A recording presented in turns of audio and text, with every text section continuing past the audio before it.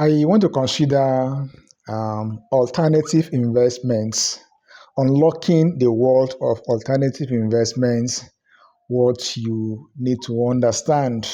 So, alternative investments refer to assets that fall outside the traditional categories of stocks, bonds, and cash.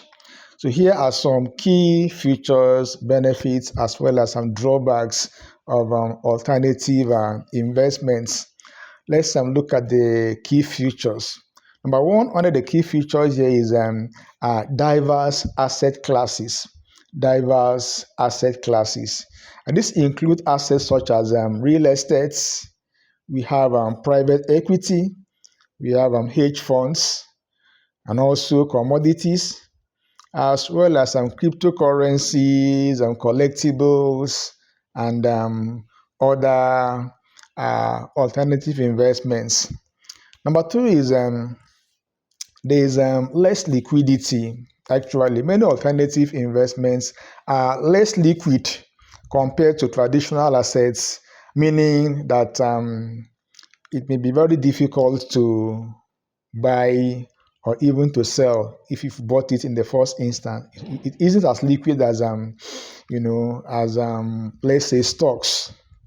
Number three is complexity. Complexity here, it often involves complex structures or strategies that can be more difficult to understand and value. It's difficult to be able to fully understand, alternatives compared to something as common as common stocks.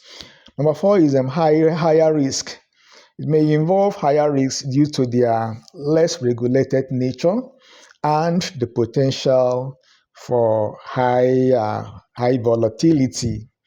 Let's look at the benefits as well as the drawbacks, the advantages and the disadvantages of investing in alternative investments. Number one benefit is diversification.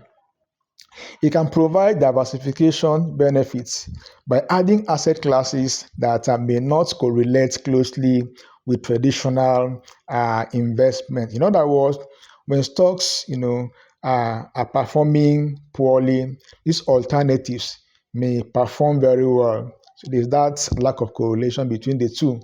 And if you incorporate them into your investment, it will serve as a hedge against market risk. Number two is potential for high returns.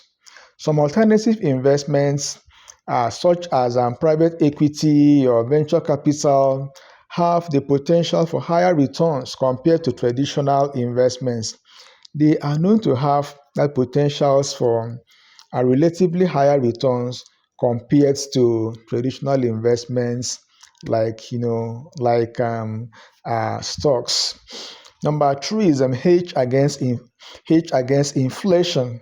So assets like real estates, and commodities can serve as a hedge against inflation.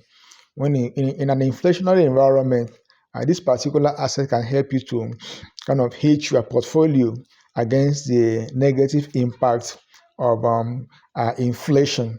Number four is access to unique opportunities. Access to unique opportunities. So in this case, it offers the chance to invest, in niche markets or innovative sectors that are not accessible through traditional investment channels. Some other asset class you cannot really like access or buy through normal channels. You can buy them through, alternatives. Let's look at the drawbacks, the disadvantages of these particular strategies. If you consider the advantages, we want to look at, the other sides of it. Number one is some high fees.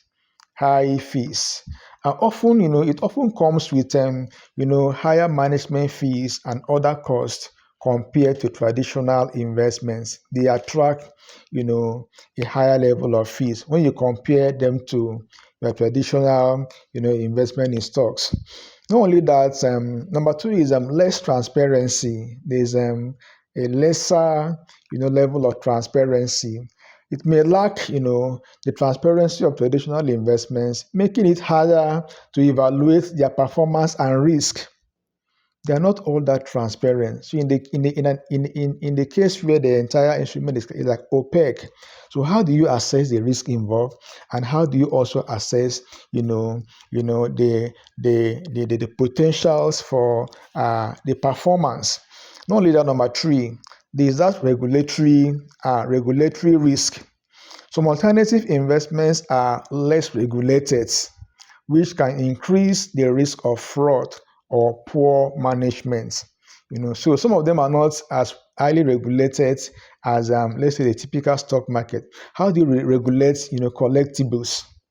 You want to collect vintage cars, you want to collect rare coins, you want to collect, old stamps, baseball cards. These areas are almost like unregulated.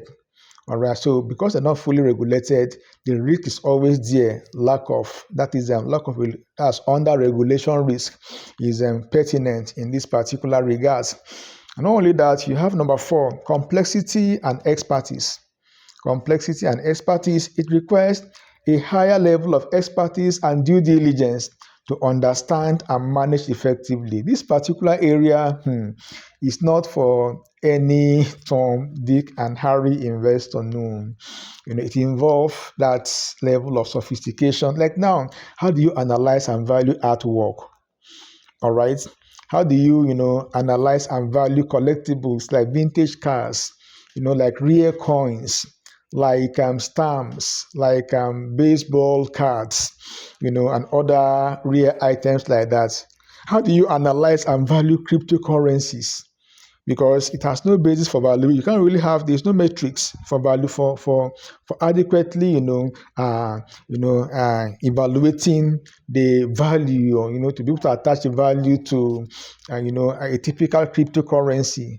And so it requires a level of expertise, and it's a bit actually, it's somewhat complicated. That's a typical drawback, a disadvantage of in investing in these alternatives. Well, people are still doing it actually, but they tend to be kind of not as they seem to be in a minority.